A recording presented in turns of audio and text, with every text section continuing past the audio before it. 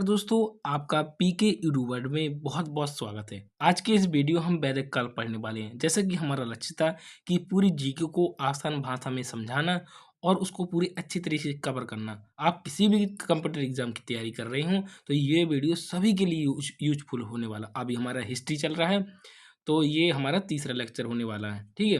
तो वीडियो को पूरा देखना है और वीडियो अच्छा लगे तो एक लाइक आपको ज़रूर करना है और चैनल पे पहली बार आए हो सब्सक्राइब करना बिल्कुल भी ना भूलें, ठीक है? हम अब चलते हैं, अब चीज़ों को समझते हैं। सबसे पहले हम पढ़ने वाले हैं वैदिक काल का परिचय, ठीक है? तो वैदिक काल भारतीय इतिहास का वह काल है जिसमें वेदों की रचना हुई तथा आर्यों की सभ्यता संस्कृति का विकास हुआ। इस काल की जानकारी मुख्यतः 4 वेदों, ब्राह्मण ग्रंथों, आर्यणकों, उपनिषदों और वेदांगों से प्राप्त होती है। अगर आपसे पूछ लें कि जो वेदों मतलब वैदिक काल की जानकारी है वो कहाँ से मिलती है? तो 4 जो वेद थे उनसे मिलती है, ब्राह्मण ग्रंथों से मिलती है, आर्यणकों के से मिलती है, उपनिषदों से मिलती है और वेदांग से मिलती है, ठीक है? अब हम चलते हैं आगे।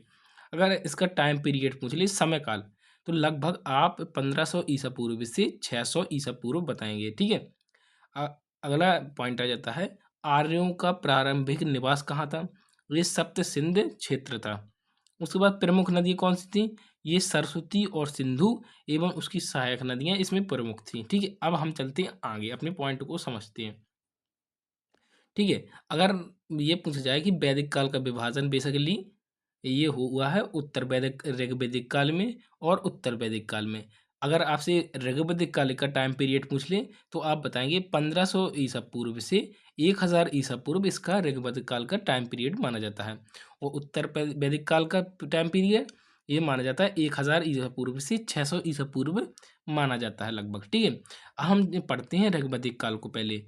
तो आर्यों का मुख्य निवास पंजाब एवं सप्त सिंधु क्षेत्र था, ठीक है?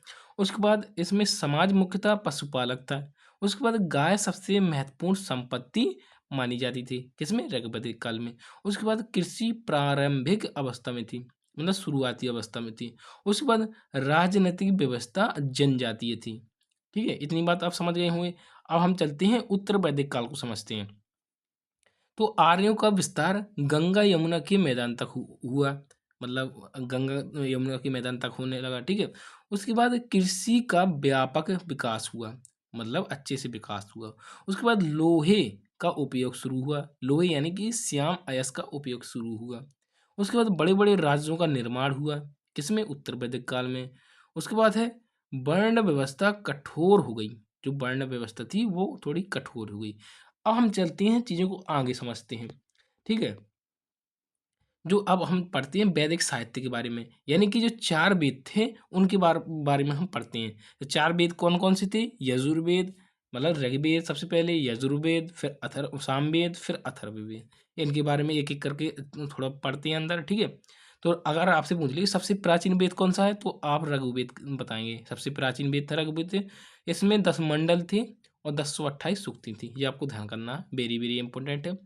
आपको एक भी पॉइंट को स्किप नहीं करना। आप किसी भी कंप्यूटर एग्जाम की तैयारी कर रहे हैं, एक बार तसल्ली से हिस्ट्री पढ़ लेंगे या पूरी जीके पढ़ लेंगे, तो आपका कोई भी एग्जाम हो वो क्लियर हो जाएगा, ठीक है?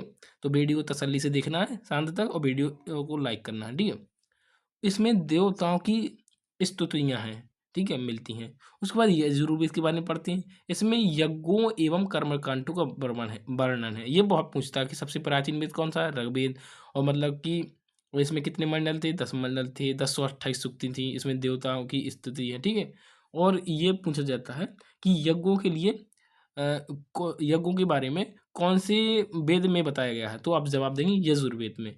यज्ञों एवं कर्मकांडों का वर्णन, उसमें 2 भाग हैं इसके, कृष्ण यजुर्वेद एवं शुक्ल यजुर्वेद, ठीक है? अब पढ़ते हैं सामवेद के बारे में। तो ये संगीत एवं गायन का वेद था। उसके बाद इसमें अधिकांश मंत्र जो है ऋग्वेद से लिए गए हैं। अब अथर्ववेद आ जाता है, तो ये जादू टोना, चिकित्सा, लोक जीवन एवं गृहस्थ जीवन का वर्णन मिलता है किसमें? अथर्ववेद में। ये भी पूछा जाता है जादू टोना किसमें मिलता है? अथर्ववेद में। और चिकित्सा अथर्ववेद में। अब हम चलते हैं आगे चीज़ों को देखते हैं, ठीक है? अब अन्य कुछ जो ग्रंथ आ जाते हैं जिनसे जानकारी मिलती है वैदिक काल की, तो कौन से? ब्राह्मण ग्रंथ था, जैसे कि आरण्यक था, उपनिषद था, वेदांग था। तो देखते हैं एक-एक करके। तो ब्राह्मण ग्रंथ था, इसमें यज्ञों की व्याख्या दी गई थी।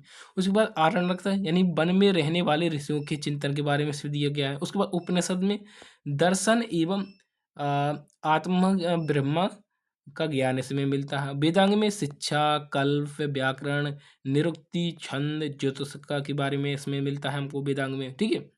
अब हम राजनीतिक व्यवस्था देखते हैं कि कैसी थी। तो इसमें बेसिकली कुल, ग्राम, विस, जन के आधार पे ये था। तो अगर आपसे पूछ लें कि सबसे छोटी इकाई कौन-सी मानी जाती थी? ये कुल ही होता है, यानी परिवार, यानी फैमिली, ठीक है? वह सबसे छोटी इकाई थी। उसके बाद कुल से बनता है फिर ग्राम, ठीक है? ग्राम का मतलब गाँव। उसके बाद बनता है विस, विस के बाद बनता है जन, ये आपको ध्यान करना है। तो सबसे छोटी इकाई कुल यानी फैमिली हो जाएगी। उसके बाद इसमें प्रमुख अधिकारी हम पढ़ते हैं, जैसे राजा, ये राज्य का प्रमुख होता था। पुरोहित, ये धार्मिक सलाहकार होता था। सेनानी, ये सेना का प्रमुख होता था। जो ग्रामणी, ये गांव का प्रमुख होता था। ये पूछता है कि गांव का प्रमुख कौन होता था? ग्रामणी, ऐसे आपको नाम याद करना है। और ये बार बार पूछा गया है कि जो स्पष्ट होता है, वो मतलब स्पष्ट होता था, वो कौन था? ये गुप्तचर था, ये आपको ध्यान करना है, ठीक है। इतनी बात तो समझ गए होंगे। तो अब चलते हैं आगे। दोस्तों, एक भी पॉइंट को स्किप नहीं करना, तसल्ली से वीडियो को देखना है और वीडियो को लाइक करना है। अगर अब चलते हैं हम प्रमुख सभाएँ, जो प्रमुख सभाएँ थीं उनके बारे में पढ़ते हैं। तो सभा सबसे पहली आती है। ये सभा जो थी, जो बुजुर्ग एवं प्रतिष्ठित व्यक्तियों की संस्था थी ये सभा। उसके बाद जो समिति को क्या थी? ये समान जनता की सभा थी। जो समान जनता की जो कर सकते हैं, वो समान जनता की सभा थी। उसके बाद राजा के चयन, मतलब जो राजा के चयन एवं महत्वपूर्ण निर्णयों में भूमिका उसमें होती थी, ठीक है। राजाओं की भूमिका होती थी, चयन एवं जो महत्वपूर्ण निर्णय होते थे उनमें राजा की भूमिका होती थी, ठीक है। उसके बाद बिदत, ये आपको पॉइंट याद करना है। बिदत, ये सबसे प्राचीन संस्था है। ये पूछा जाता है आपने कि मतलब वैदिक काल में सबसे प्राचीन संस्था कौन है? ये बिदत बताएंगे आप। इसमें सामाजिक, धार्मिक एवं सैन्यकार होते थे, ठीक है। आप यहाँ डायग्राम से देख देख सकते हैं कि बुजुर्ग इसमें प्रतिष्ठित व्यक्ति की संस्था थी। इसमें समान जनता की सभा थी। इसमें क्या था? सबसे धार्मिक, सामाजिक, धार्मिक एवं सैन्य कार्य से रिलेटेड संस्था थी। कौन थी? बिदत। अब चलते हैं हम आगे।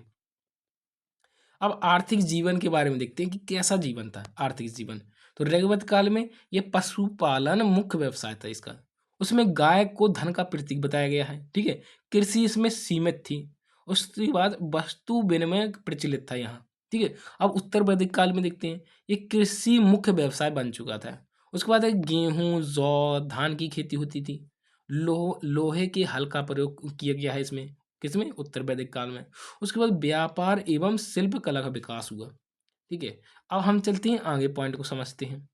उसके बाद सामाजिक व्यवस्था कैसी थी? जो सामाजिक व्यवस्था थी वो कैसी थी? तो इसमें संयुक्त परिवार प्रचलित था। संयुक्त परिवार का मतलब एक संघ होके, ठीक है। इसमें पिता परिवार का मुखिया होता था। ये क्वेश्चन पूछा गया है।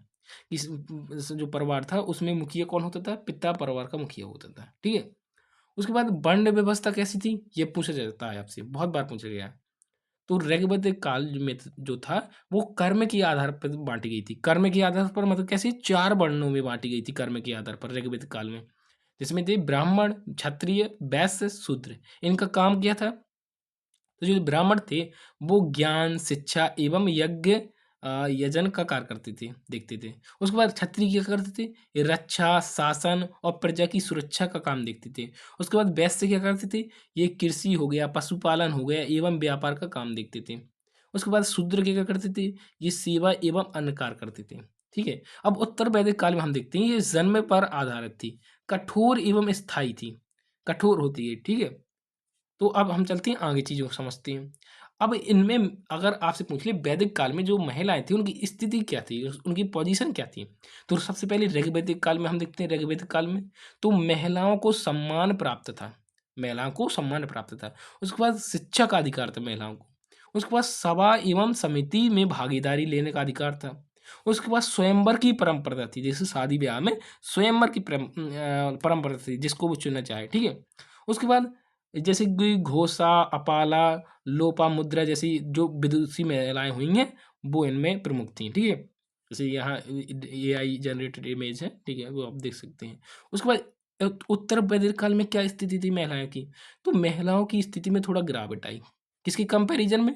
ऋग्वैदिक काल के कंपैरिजन में। इसका मतलब है कि ऋग्वैदिक काल में महिलाओं की स्थिति जो थी वो थोड़ा अच्छी थी। उसके बाद है धार्मिक एवं सामाजिक अधिकार सीमित हुए। किसके? महिलाओं के धार्मिक एवं सामाजिक अधिकार वो थोड़ा सीमित हो गए। अब हम चलते हैं आगे चीज़ों को समझते हैं। धार्मिक जीवन, धार्मिक जीवन मतलब जो धर्म से रिलेटेड चीज़ें हैं, उनके बारे में हम पढ़ते हैं। तो इनमें अगर आपसे पूछ लें, वैदिक काल में जो प्रमुख प्रमुख देवता थे, वो कौन थे? तो इसमें जो कुछ देवता थे, उनके बारे में हम देखते हैं। जैसे कि इंद्र हो गया, तो इंद्र ये वर्षा एवं युद्ध के देवता थे। बहुत बार क्वेश्चन पूछा गया है, एक भी पॉइंट को आपको स्किप नहीं करना है, ठीक है? वो अग्नि जो थे, वो यज्ञ के देवता थे। उसके बाद वरुण जो थे, वो जल एवं नैतिक व्यवस्था के देवता थे। उसके बाद कुछ और प्रमुख देवता थे, जैसे सूर्य हो गए, सोम देवता हो गए, उसके बाद मरुत हो गए, उषा हो गए, अश्विनी हो गए। ठीक है? इन चीज़ों को आपको समझना है। अब हम समझते हैं कि विशेषताएँ इनकी देखते हैं, धार्मिक जीवन की। तो मूर्ति पूजा पूजा का अभाव मिलता है, मतलब मूर्ति पूजा जो थी वो नहीं देखने को मिलती है। उसके बाद यज्ञों का महत्व माना गया है। उसके बाद प्रकृति जो पूजा थी उनको महत्व दिया गया है। उसके बाद जो जन्म हो गया, कर्म सिद्धांत हो गया का विकास इसमें देखने को मिलता है। यानी कि पुनर्जन्म को ये मानते थे। ठीक है? अब हम चलते हैं विशेषकर उत्तर वैदिक काल में। उसके बाद हम चलते हैं आगे, अपनी चीज़ों को समझते हैं। शिक्षा व्यवस्था यहाँ की कैसी थी? इसके बारे में देखने वाले हैं। ठीक है दोस्तों? तो शिक्षा व्यवस्था कैसी थी? इसमें गुरुकुल प्रणाली चलती थी। शिक्षा का माध्यम क्या था? ये मौखिक शिक्षा को ज़्यादा प्रमोट करती थी। उसके बाद मतलब ये नहीं कि मौखिक शिक्षा चलती थी। उसके बाद गुरु शिष्य परंपरा थी। उसके बाद ब्रह्मचर्य का पालन इसमें था। उसके बाद साइंस मतलब कि विज्ञान और तकनीकी से रिलेटेड चीज़ें समझते हैं। तो इसमें खगोल ज्ञान था इनको, ठीक है? गणित का प्रारंभ में विकास हुआ, औषधियों का ज्ञान हुआ। उसके बाद उत्तर वैदिक काल में लोहे का उपयोग किया गया। आई होप दोस्तों इतनी चीज़ें आपको समझ में आई होंगी। तो वीडियो को एंड तक वॉच करना है और अच्छा लगे वीडियो तो एक लाइक करके जाना है, ठीक है? अब हम चलते हैं कुछ और चीज़ें देखते हैं। 13वें नंबर में मतलब वैदिक काल की जो प्रमुख महाजनपद काल थे, उत्तर वैदिक काल के जो अंत में हुए हैं, उनको हम देखते हैं। कौन-कौन से थे? कुरु हो गया, पांचाल हो गया, कौशल हो गया, काशी हो गया, विदेह हो गया। तो ये प्रमुख महाजनपद थे, उत्तर वैदिक काल के अंत में हुए, ठीक है? उसके बाद वैदिक काल का महत्व, ये भारतीय संस्कृति की इसने नींव रखी, मतलब कि जो भारतीय संस्कृति फैली है, उसकी इसने नींव नींव रखी। उसके बाद वर्ण व्यवस्था का विकास हुआ, ठीक है? उसके बाद वेद एवं उपनिषदों की रचना हुई। किसके? उत्तर वैदिक काल का ये महत्व है। उसके बाद कृषि एवं राज्य व्यवस्था का विस्तार हुआ इसके द्वारा, वैदिक काल के द्वारा। उसके बाद दर्शन हो गया, धर्म हो गया, शिक्षा का विकास हुआ, किसके द्वारा? वैदिक काल के द्वारा, ठीक है? अब हम चलते हैं आगे चीज़ों को समझते हैं। कुछ हमारे इम्पोर्टेंट जो बार-बार एग्ज़ाम में प्रश्न पूछे गए हैं कि कैसे पूछे जाते हैं, उनको मैं लेकर आया हूँ, ठीक है? तो परीक्षा की दृष्टि से महत्वपूर्ण जो तथ्य थे। तो अगर आपसे पूछ लें, बार-बार पूछे गए हैं ये प्रश्न इसलिए मैं लेकर आया हूँ। सबसे प्राचीन वेद आपसे पूछ लें तो ऋग्वेद बताएँगे। संगीत का वेद पूछ लिया आपसे तो सामवेद बताएँगे। यहाँ आप डायग्राम भी देख सकते हैं थोड़ा आइडिया के लिए, ठीक है? यज्ञों का वेद पूछ लिया आपसे, यजुर्वेद बताएँगे। जादू टोना एवं चिकित्सा किसमें मिलता है? अथर्ववेद में मिलता है। उसके बाद सबसे प्राचीन सभा, ये बिदअत है, मैंने बताई थी आपको, ठीक है? उसके बाद गाय को कहा जाता था, गाय को दूसरे नाम से क्या कहा जाता था? ये अघन्ना कहा जाता था, ठीक है? सभा एवं समिति का उल्लेख किसमें मिलता है? ये ऋग्वेद में मिलता है। किसमें मिलता है? सॉरी, किसमें मिलता है? ऋग्वेद में मिलता है। उसके बाद वर्ण व्यवस्था का उल्लेख, ये पुरुष सूक्ति में मिलता है, ऋग्वेद का 10वें मंडल में।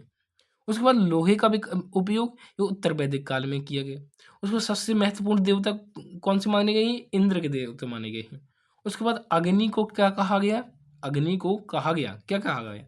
ये देवता एवं मनुष्य के बीच ये दूत कहा गया अग्नि को, ठीक है? उसका मतलब कि मैसेज भेजने वाला, मनुष्य और देवताओं के बीच, ठीक है? आई होप दोस्तों ये वीडियो आपको अच्छा लगा होगा तो लाइक करें। दोस्तों इसी प्रकार में हम पूरी हिस्ट्री कवर करने वाले हैं और पूरी जीके को। और वीडियो अच्छा लगे तो ये लाइक करें। मिलते हैं नेक्स्ट वीडियो, तब तक के लिए धन्यवाद।